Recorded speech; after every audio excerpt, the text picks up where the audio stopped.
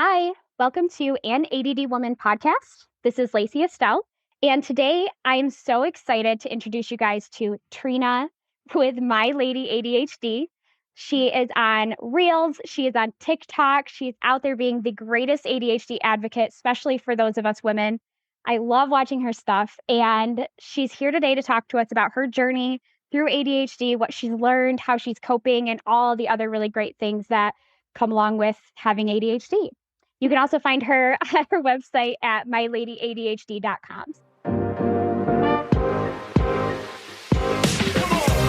Welcome to An ADD Woman podcast.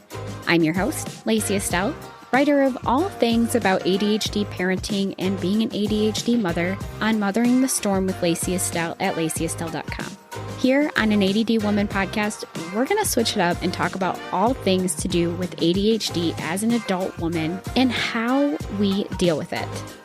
Now, you might be thinking, ADHD, women don't really have that. Actually, we do. We've all just been doing such a great job for years of masking it. So let's dive in.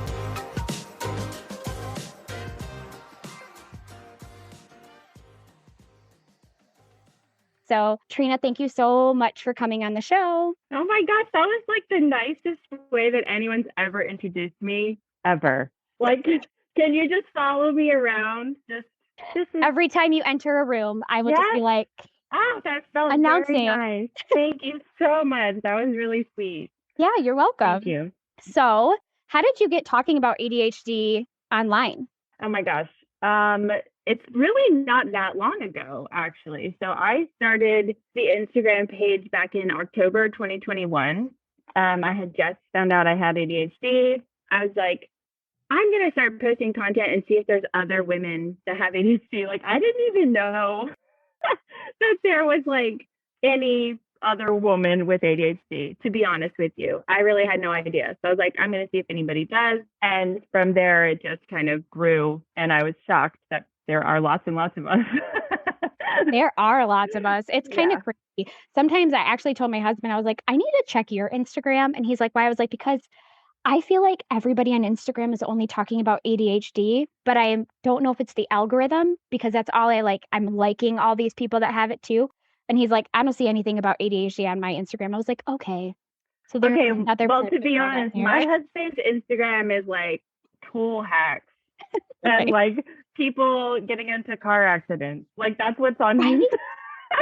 So what is the obsession? There's really not much mental health stuff going on my husband's TikTok or Instagram stuff. But no, it is a hot topic on TikTok. It is a hot topic on social media. It's just in general, it's just a very hot topic right now because women are finding out that they have ADHD. So we're all standing up and going, hey, right. We need to kind of pay attention to this, right? Exactly. And these social media, avenues appeal to our senses as ADHDers. So it's very obvious that that's where we would all meet. Yeah, exactly. Yeah. Yes, we all get stuck in the scroll and then all of a sudden we're like, oh, I do that too. Yeah. Oh, what else did they talk about? So when you found out you had ADHD, how did you journey to that space, like to going ahead and trying to get a diagnosis? So last year I ended up moving like one state away. It was about 8 hours away from home. And I started a new job, and the new job was like checking every box for me. I was like, okay, this role is like perfect for me. And yet I was struggling like massively. I couldn't figure out like, okay, this is the job that you think will be perfect for the way you work. And it wasn't working. So I ended up in therapy because I was having what I thought were panic attacks, but they're actually like maybe an anxiety attack. And my therapist had ADHD. So she was like, day 2 or day 1, like, hey, let's get you tested for ADHD. This is where we should start with therapy because this is affecting every aspect of your life and you need to understand like why and how. So that was really eye-opening for me. So that kind of led me to the Instagram thing where I just thought, wow, I wonder if there's anyone else with ADHD. Like I had no idea. Right. Yeah.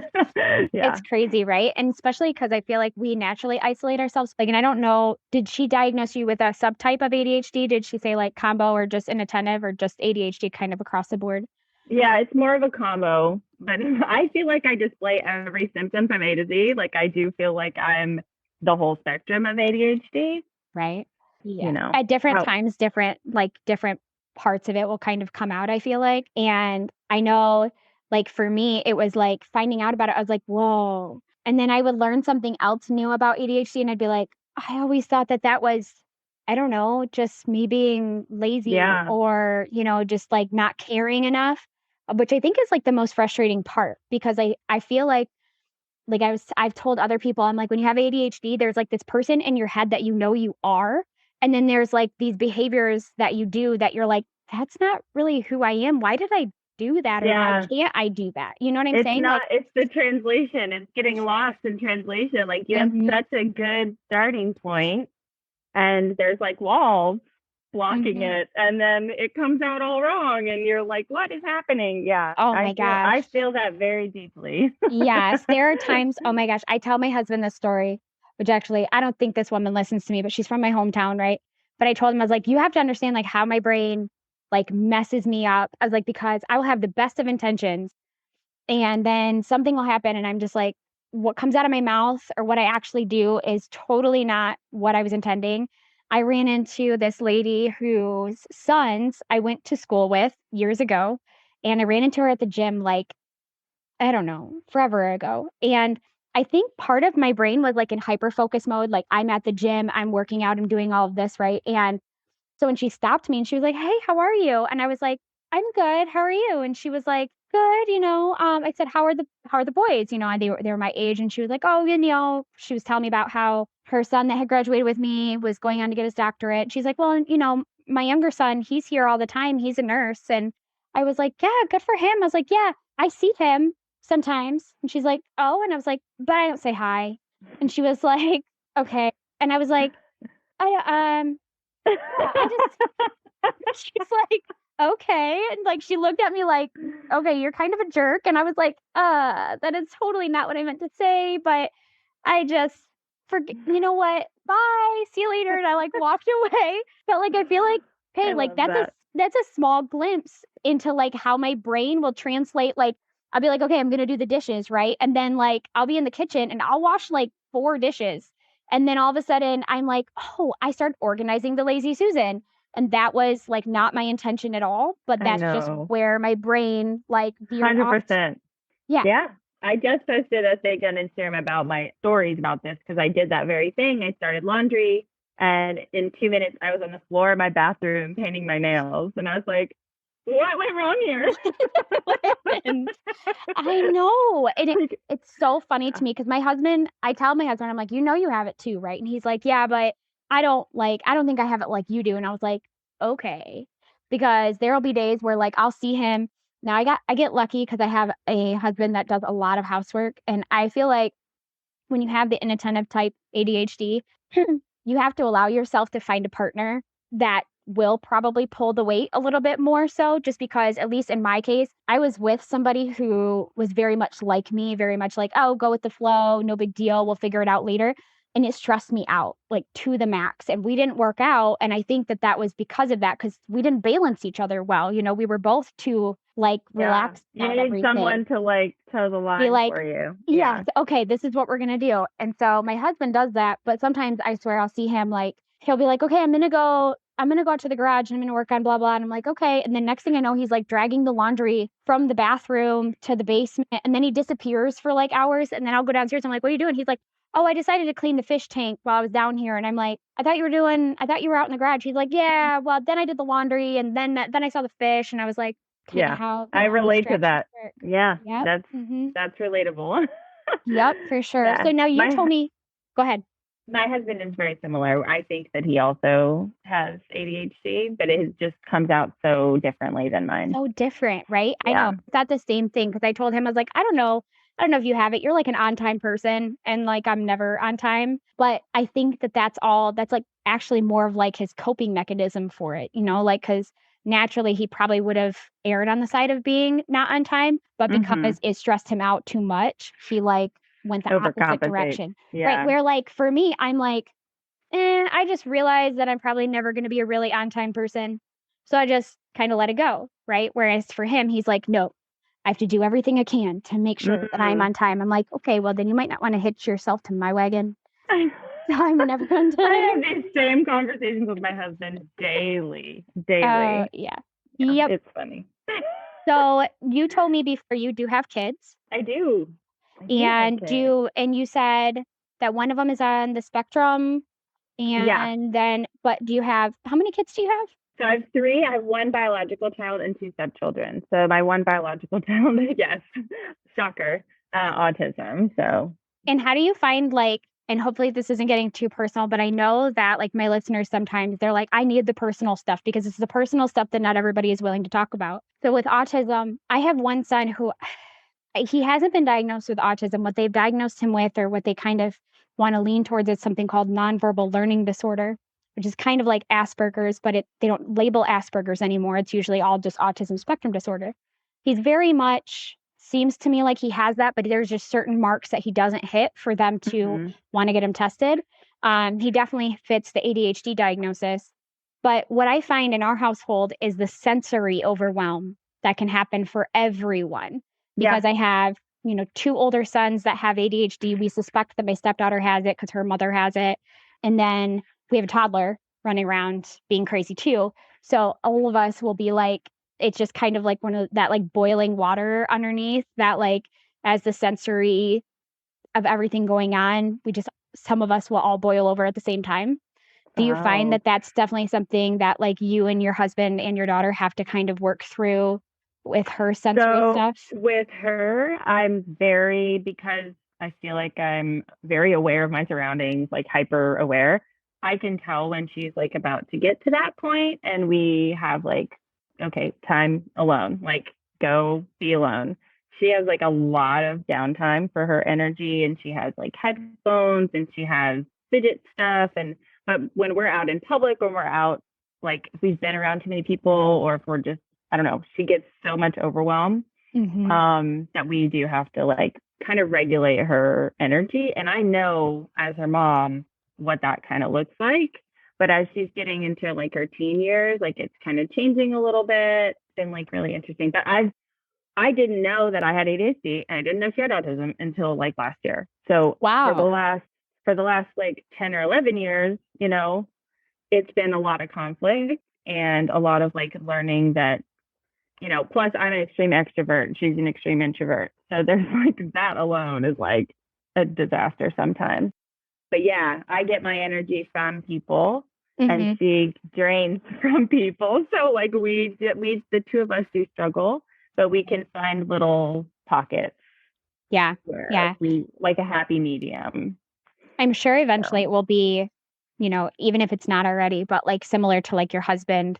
Like I was saying with my husband, sometimes I tell him, I'm like, we balance each other because we're opposite. Like we literally went out for ice cream today because it's Father's Day, and we got ice cream, and I don't eat dairy. The only dairy-free ice cream they had was chocolate. So he opted to get chocolate too. He's like, I would never pick this. I'm a vanilla person all the way. I was like, I know, you're so weird. And he's like, yeah, but I was like, but you're kind of like the vanilla, to like my chocolate, because we are the opposites. But somehow those opposite pieces, they fit together really well. And then we end up helping each other, work as a team, where I'm sure that you with your daughter, you'll be able to do the same sort of things for her, so that later in life, when she's working with other people or she's around other people that are more like her mom, she'll be like, okay, I understand how you work. I understand how you tick. So yeah, I do feel like we have a special bond because there's really not anyone else that can sense when she's got the highs and the lows. And so she relies on me pretty heavily for, we have a very close bond. It'll be hard to get her out of the house. I've always said, like, they say daughters are daughters for life. Leave. Yeah, she's very attached to my hip. Even as a teen, she's like very close. So, which is really nice, but overwhelming sometimes. Yeah. I was going to ask you too. So you said that you guys just learned about this for her for last year. was this something that you started to notice, like it was affecting some other part of her life, like school or anything like that, or just So you just yeah, got I used to mean, it? I've known that she was sensitive to like sensory stuff forever. But I didn't really connect to autism because that's just not how what I knew of autism, which the narrative was just wrong in my head. But I pulled her out of school in like fourth grade, right before COVID, like the year before, which good timing. Because I Right. had already like knew how to homeschool. So I pulled her out because of the sensory overload she was experiencing at school. So like I have known for a while, but yeah, she got diagnosed last year. And the craziest thing about that is it's because she started watching ADHD videos, and then she like, of course, autism videos pop up, and she came to me and said, Mom, like I'm really relating to this. Yeah. And I started reading it and I was like, holy crap, this is my child that is on a meme. Like it's just like my child is Diagnosed on. by a meme, but at the same time, Yeah. And she's always been like so unique and so different. And I thought like, well, it makes sense. So yeah, that's been an interesting journey. Like the Instagram is affecting and TikTok is like affecting a lot. so with you being an extrovert, has social aspects always been fairly easy for you, even though you have ADHD? Because one thing I do find, especially with my kids, my oldest son seems to be a little bit more extroverted. And my younger son is more introverted like I am, where I'm a very outgoing introvert. I like talking to people. I can do public places in small amounts. I even told my husband, I was like, well, I want to eventually be like a public speaker. I'd like to go out and do public speaking. He's like, that doesn't sound like somebody who's an introvert. I'm like, well, I'm still saying it will drain me completely to do it, but it's still something that I think I could enjoy doing. But what I notice is that my outgoing, extroverted older son who has ADHD, it's fairly easy for him to find common ground with friends. My younger son, on the other hand, very introverted. He's also the one, like I said, I think he may actually be on the spectrum and they just keep missing it. But he only has like one friend. And Yeah. part of it, like as a mom, is that something that you also noticed, like with your daughter? Did she struggle with social relationships at all? So my daughter will usually get adopted by an extroverted friend. But the craziest thing since we moved, we moved somewhere where she didn't know anybody and she's homeschooled. So I was very worried about how she was going to make friends. So I was like setting us up on play dates with random people, like trying to find common ground with people on Facebook groups so that our kids could meet up. Like I was going way overboard to find a friend for my daughter because I was worried that she wasn't going to have anyone. So I did all these crazy meetups. None of those kids connected with my kid. It was like a waste of time. So I sent her to art class and she came home the next day and was like, I got a best friend. And like, no joke, they're best friends now. And we're going to France with their family like in a month. So That's like awesome. I'm not that worried about her anymore. Like she's in a band. I'm gonna go on about my daughter. She's in a little band. And I invited my sister and my husband to meet it was at a venue. And I didn't know, but my daughter invited like 20 people and they all showed up. That's awesome. Like, I'm not even exaggerating. There's like, so my daughter is an extreme introvert, but yet somehow manages to have more friends than I do and like has this great like following of groupies that follow her. Yeah. So I'm like, I'm not worried, but I was worried and she proved me wrong that I don't need to worry about her, like that she can take care of herself. So it's been really cool to see that because like she surprised me because like I said, I thought she'd like stay in my house forever. That probably won't happen. Like she'll probably surprise me and she'll probably like flourish, so it's just interesting.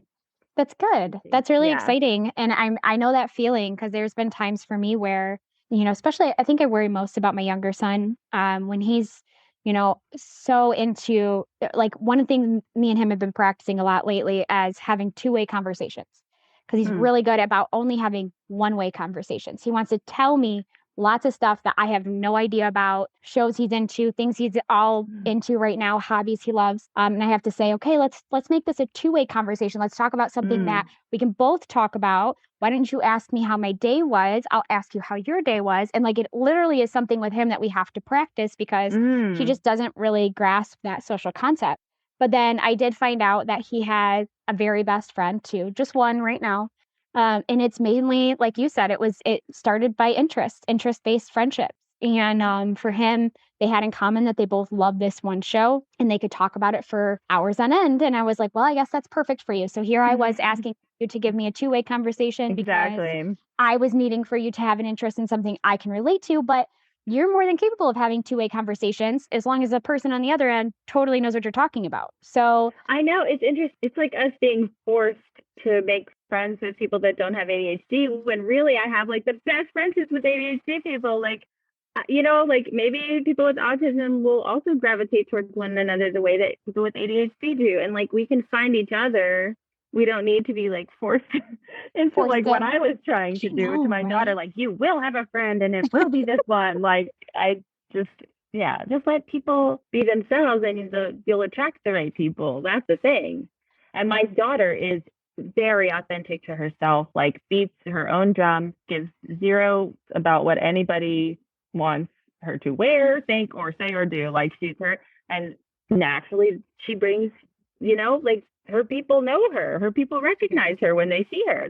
So it's like once you're your authentic self, people are like, oh yeah, that's the person I want to hang out with. Right. So let's talk about that for a second, because that's one thing that I find so many ADHD women are like, oh, I have ADHD. Like, I don't actually have to mask myself. Like, when I looked back, I was like, okay, I've been trying to like literally fit a square peg in a round hole. I've been saying that my whole life, feeling, because I felt that.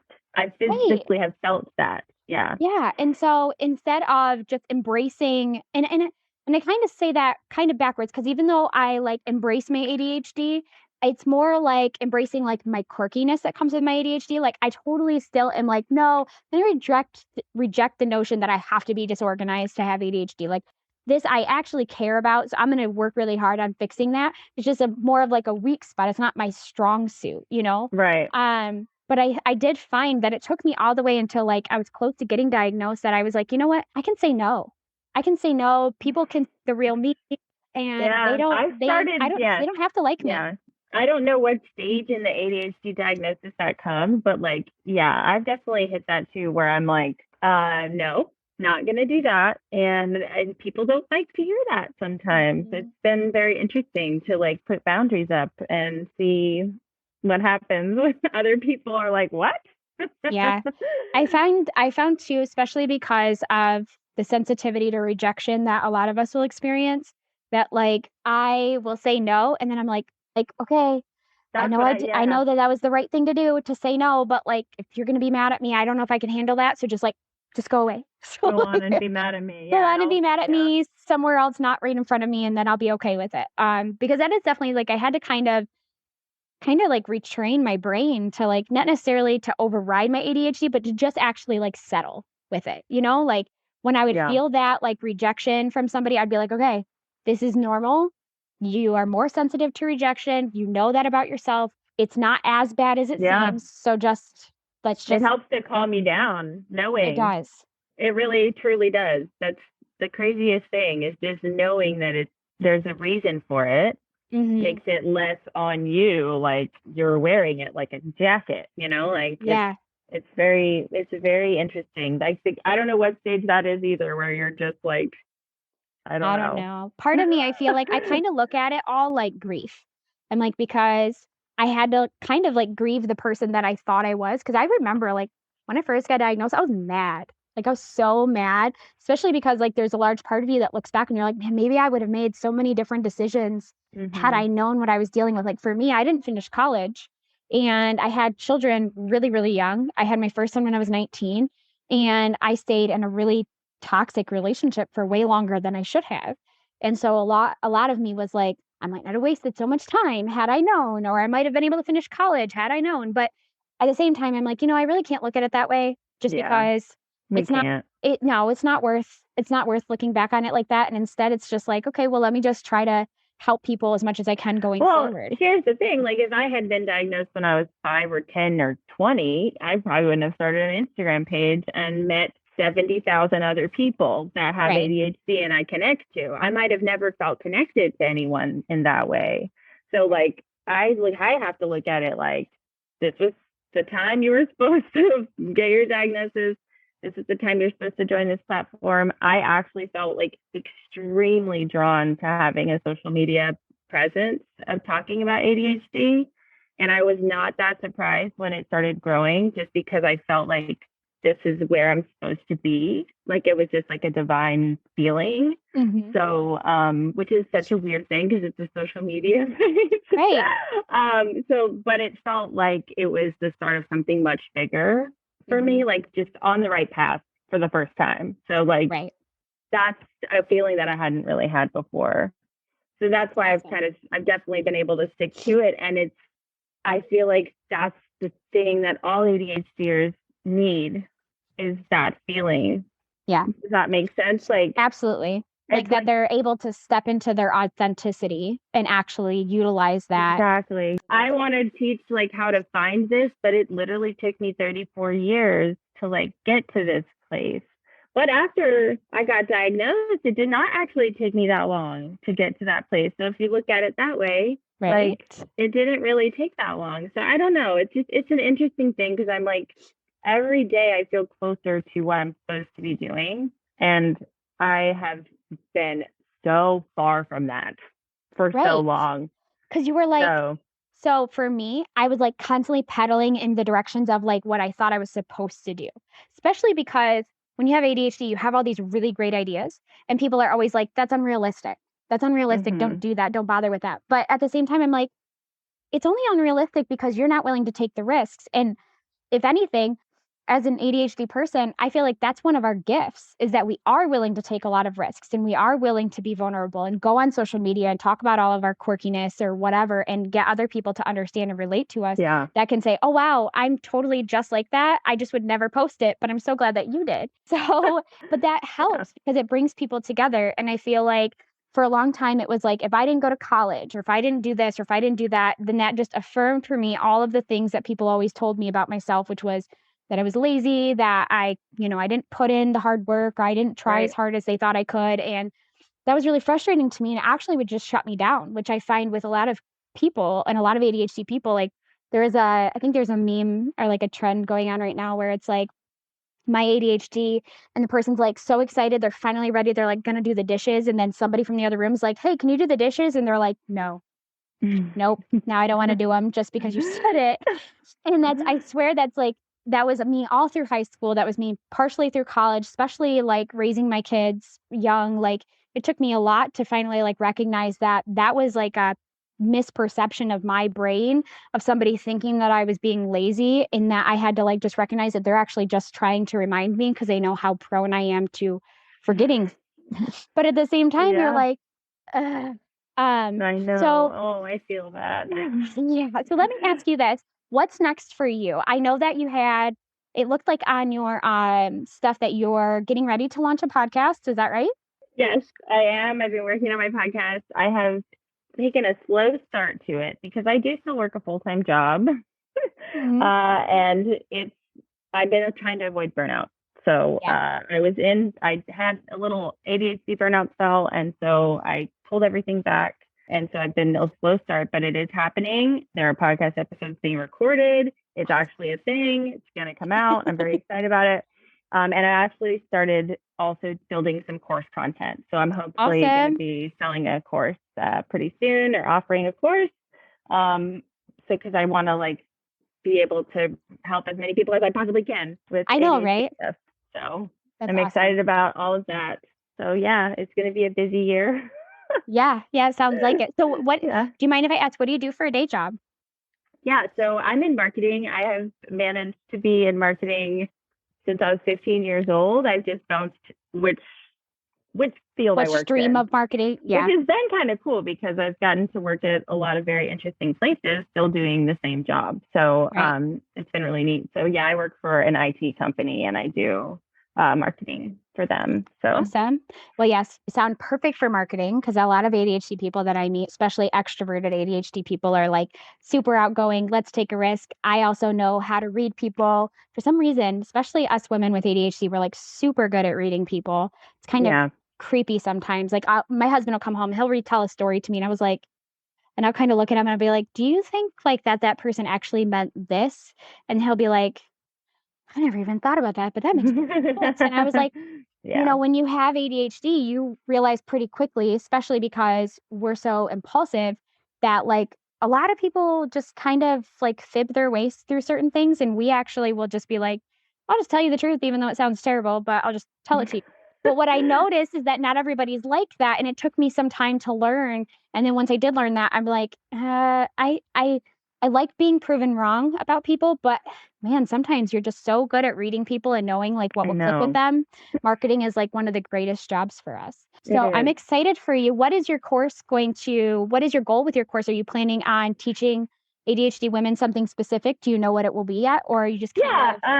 So what I'm kind of working on is like an overall like ADHD management type course, like so to help you with time management, to help you with relationships, to help with food, diet, food and diet, and just the overall like really getting into what it is. Some of the terminology that you hear tossed around, and just so you can like really understand your brain a little bit better, which I think that's a course that I would have benefited from. And I have seen a few. I have follow a couple of coaches that offer courses that are fabulous. But yeah, I really want to dive in mostly because I want to learn right as much as possible. So it's if I'm going to be learning, I might as well also share. So share it. Absolutely. Yeah, I've already learned so much just I know, being right? surrounded by thousands of other ADHDers. Like I've learned so much about myself and about what it is, and it's the coolest thing. That's There's really awesome. no words to describe like when you get the same messages from thousands of ADHD women, like kind of over and over, repeatedly, and it's things that you've been telling yourself for years. It's like this instant bond, and but it's with thousands of people at the same time, so it's like very surreal. Yeah. Especially after you spent so many years feeling like you were the only one, and then you're like, there's thousands of you. and some of them live very close to me, Where are you? What state are you in? So I'm in Virginia. Okay, yeah, you're like, I don't know. Like, okay, so if I'm in the mitten, so you're like over here. Yeah. So that's how funny. we tell where everything Yeah, is. there's several ADHD content creators that live on the East Coast, and so yeah, we're all very tight knit group That's of awesome. yeah. It's Well, really cool. I'm so glad that you found an ADHD family, and I totally would love to be like your cousin within that ADHD family. That sounds awesome. Cousin Lacy, come on over. Okay. So yes, I want us to try to do this again, especially as you get closer to your course launch. We can talk more about it, and That'd be nice. and yeah, I would love to do that. I'm so glad you came on here. We do probably need to wrap it up. I'm going to ask you one last question. If you could go back and tell, your old self, pre-ADHD, maybe you were really struggling mentally, or wherever you were, probably at one of the lower parts of your life prior to knowing you had ADHD, what would you tell that Trina? One word. Therapy.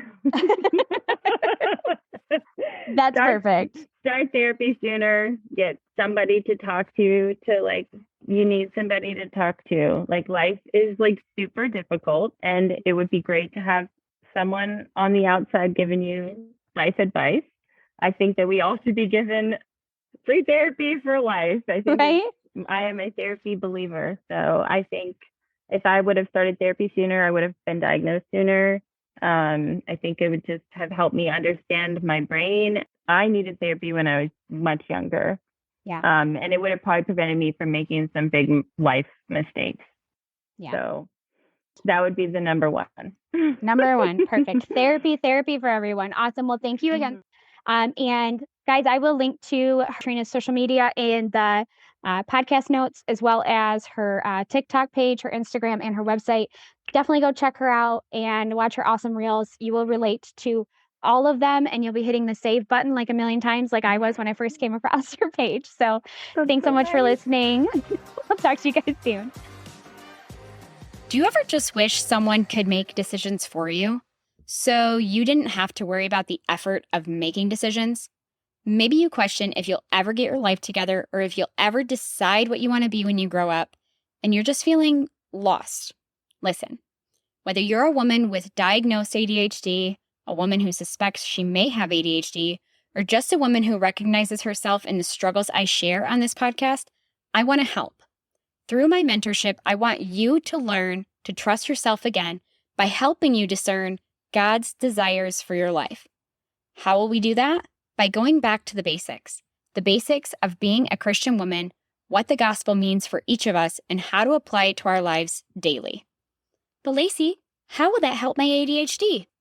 Because once you have a good foundational understanding of who you are and what your value is, where it comes from and why, you'll then be able to figure out the next right step in your path to coping with your ADHD struggles. Whether that be practical ways of organizing your efforts, seeking therapy, continued coaching by me, or a formal diagnosis and medical intervention, it all begins at the source of all life, Jesus Christ. And you're probably thinking, okay, Lacy, but why are you doing this? And on top of that, why should we decide to work with you? Because I've been where you've been.